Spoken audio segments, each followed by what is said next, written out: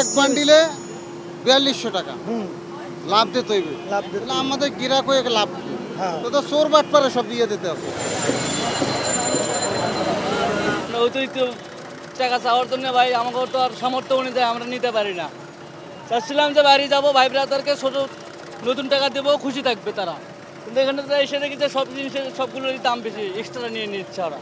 ঈদ আইলে ঠিক আছে বাচ্চা কাচ্চারা নতুন টাকা দিলে একটু খুশি হয়।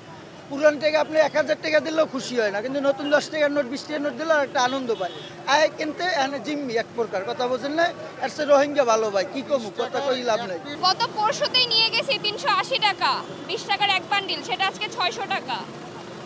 মানে একদিনের ব্যবধানে এতটা প্রাইস। আর 100 টাকার নোটে হাজারে ছিল 30 টাকা না 40 টাকা, আজকে 100 করে বিক্রি করতেছে সেটা।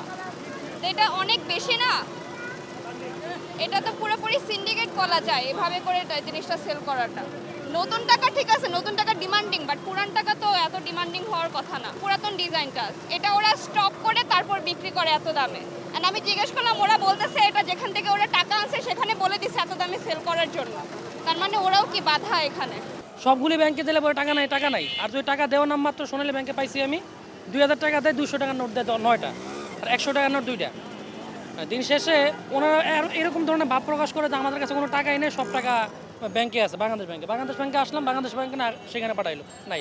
দিন শেষে ঘুরে আসে দিকে যেখানে আপনার গুলিস্তানের মোড়ে কিংবা আপনার যে বাংলাদেশ ব্যাংকের পাশে ঠেলে বিক্রি করতেছে। 2 টাকার নোট যেটা আমরা আগে কিনতাম স্বাভাবিক ব্যাংকে থেকে নিতাম, সেটাও দেখা গেছে এখানে 200 টাকা বাড়ায় নেয়।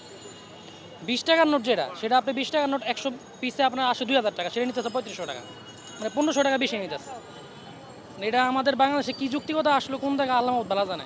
ব্যাংকে গেছি, ব্যাংকে নিজের অ্যাকাউন্টে টাকা পাইছি না, আসছি এখানে এক পিস 20 টাকার নোট 40 টাকা চায়। তার মানে এক বান্ডিলে 4200 টাকা হুম লাভ দিতে হইবে। লাভ দিতে তাহলে আমাদের গিরাক হয়ে লাভ কি? হ্যাঁ তো চোর বাটপারে সব দিয়ে দিতে আছে। ব্যাংকে থেকে এখানে আসছি, এখন এক পিস 20 টাকার নোট যদি আমার 40 টাকায় কিনতে হয়, তাহলে আমাদের লাভটা কোথায়? বাচ্চাদের দেবে, মা বাপরে দেবে, কি নেবে? সবাই তো জানে নতুন নোট মার্কেটে অ্যাভেলেবেল আছে, পাইছি আমরা পাইছি না।